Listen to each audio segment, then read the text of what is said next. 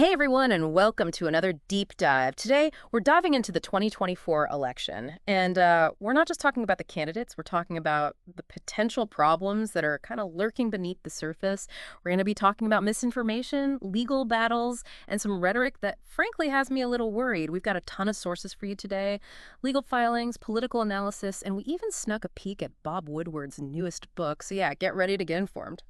It's really interesting when you look at what Seth Abramson lays out in his piece, Improbable but Not Impossible 2024 Election Scenarios.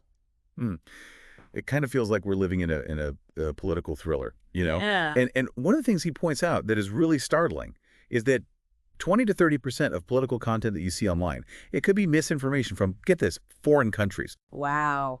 That number really jumps out, doesn't it? That's like what, one out of every three political posts you see online could be pushing something that's completely false. And it's not just some random blogger, right? I mean, Abramson even mentions that even intelligence committees are being briefed on this.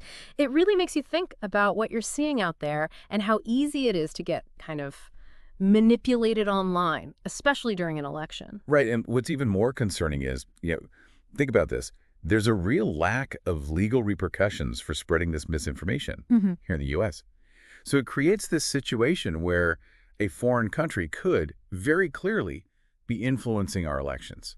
And legally, there might be nothing we can do to stop it. It's like that, he calls it the data chaos scenario. Like, imagine election day comes around, everyone's excited, they cast their votes, right? And then the results come in and they're clearly skewed.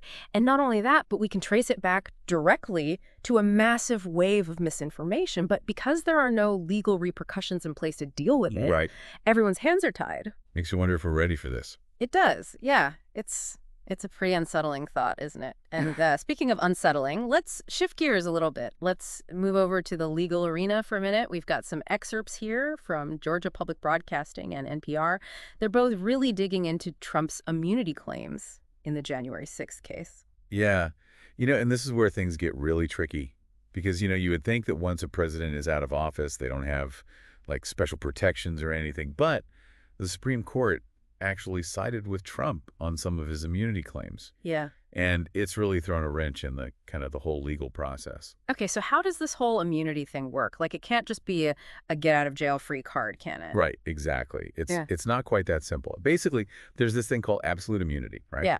And it basically protects a president from being prosecuted for actions that were directly related to their, like, official duties. So think of it like, I don't know, a referee in a basketball game. Right. They have the authority to make calls during the game. Right. And they're generally protected from lawsuits, even if a coach or player really disagrees with the call they made. That makes sense. But, I mean, so does that mean, like, Trump's totally off the hook for everything? Because the NPR article mentions that the Justice Department is asking for more time to build their case. So what are they focusing on if some things are kind of off the table now because of immunity? Oh, that's the million-dollar question, isn't it? Yeah. From what I'm seeing, the sources point to a real strategic shift by the Justice Department. It's like they're homing in on specific allegations that might fall outside of that absolute immunity protection. Okay. And remember that superseding indictment filed by Jack Smith. Yeah. It's basically like a revised set of charges, but it seems very carefully crafted to work within these boundaries that the Supreme Court has set. So it's like they're playing chess. They're having to maneuver around all these legal obstacles to build a strong case.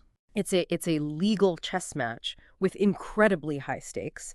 And to make things even more complicated, we have this whole shadow presidency situation kind of unfolding. And we can't really talk about that without mentioning the excerpts from Bob Woodward's new book, War, and that honestly kind of explosive quote from General Milley where he calls Trump a fascist to the core and the most dangerous person to this country.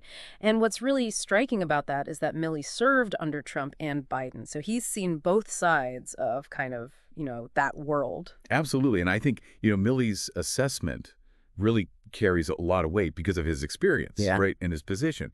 He's not just, some commentator or something. He's a seasoned military leader who saw firsthand, Trump's actions and his behavior. And when you pair that with what Woodward is reporting, it paints a very kind of concerning picture. Yeah. And it's not just talk either. That Rolling Stone piece that we have goes into some honestly disturbing detail about Trump's closing strategy, Hmm. which they're calling like amplifying this like violent fascist rhetoric. And Yeah. they even give some really specific examples like him making claims about immigrants being predisposed to murder. Wow. And there was even one instance where he was at a rally and he joked about wanting to be dictator for a day. Yeah. And what's really disturbing is that the crowd cheered. It's almost like we're at a crossroads or something, Yeah. with this stark choice between two completely different paths. On one side, you have Trump and all this like extreme rhetoric, and on the other, well, to understand that other path, we got to turn to this excerpt from the podcast Legal AF.